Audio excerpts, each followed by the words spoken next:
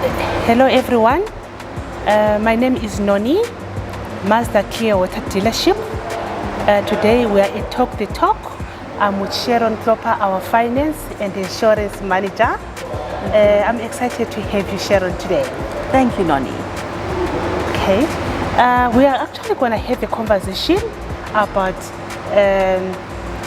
empowering women in motor industry. I've got a couple of questions to ask you, Sharon, because you've been in the motor trade for many years.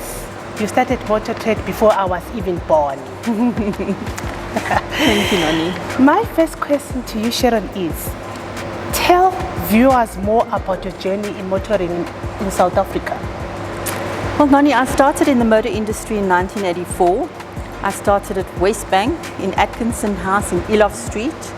It was quite a wild ride then.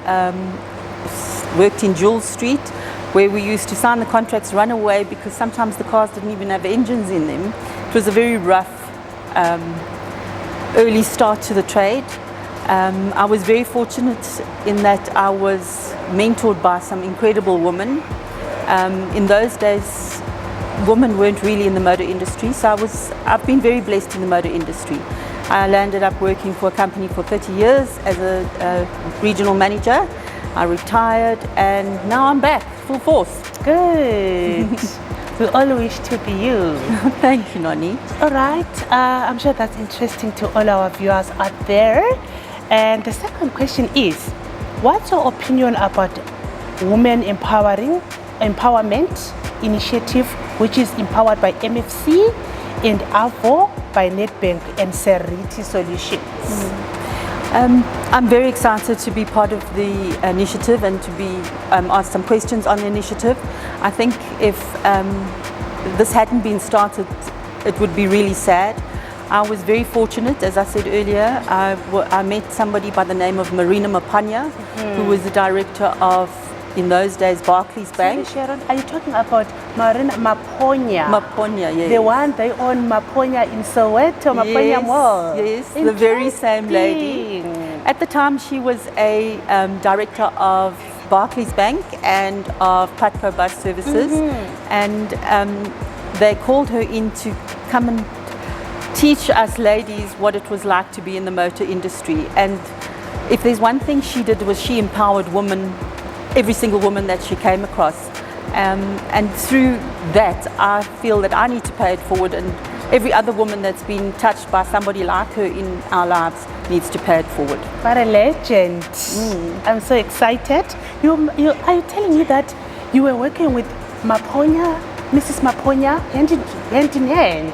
I wasn't that fortunate, no. She was just somebody that they brought in to mentor young ladies. Good. In those days, I was in my early 20s, and she just was like a mentor to come and uplift us. We were all very scared and nervous of the men, intimidated. Sure. In those days, women were supposed to be barefoot in the kitchen, pregnant, or secretaries, teachers, or nurses. Yeah. Being in the motor trade was not something that women did in the early 80s.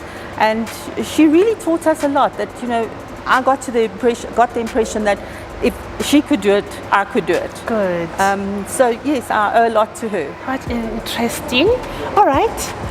I'm so happy for you, Sharon. The third one, what encouraged you to work in the motor industry?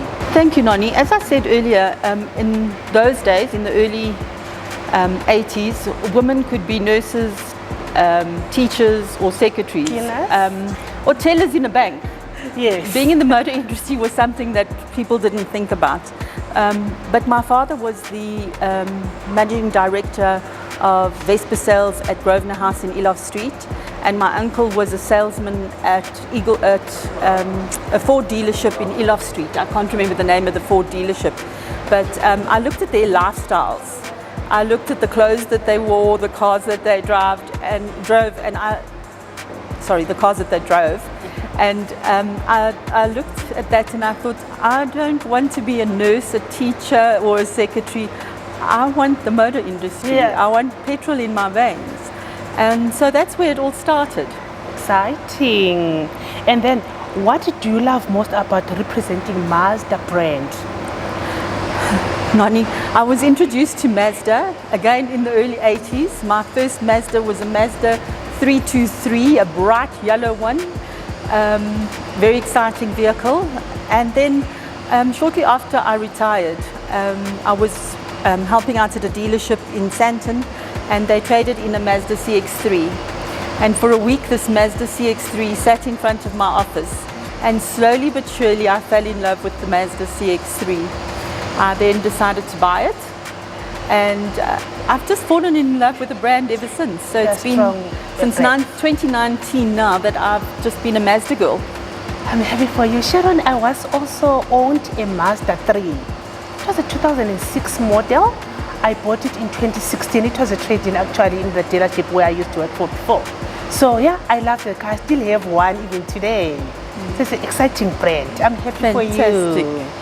And then tell me, what's your management style? Okay, Noni, this is quite controversial, and I hope I don't offend any of the viewers. I don't believe in a management style.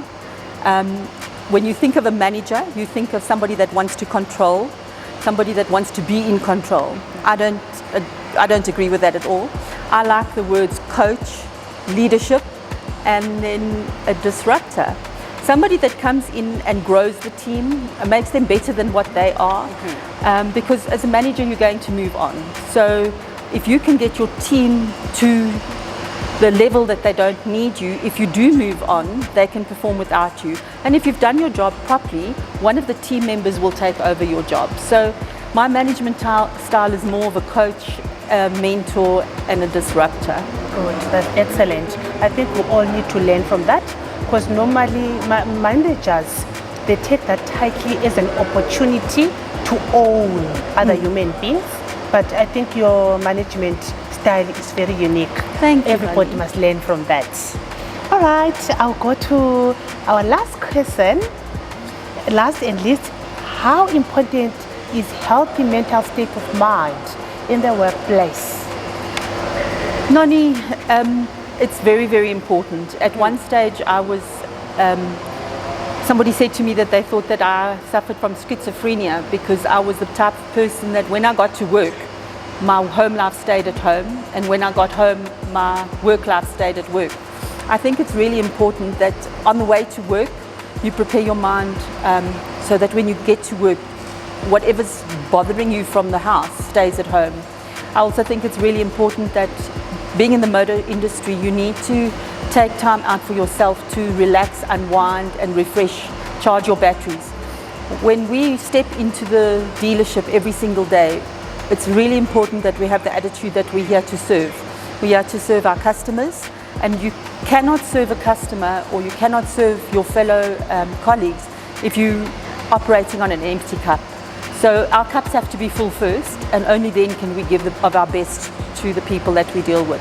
So a healthy state of mind is really important.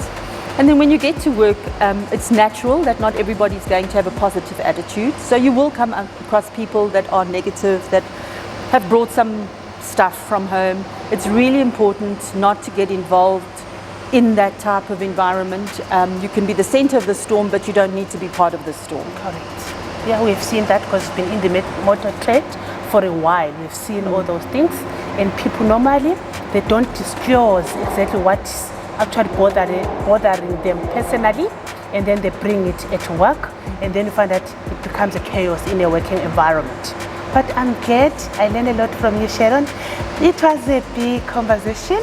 I really appreciate you, and I learned, all the viewers, they learned a lot from you.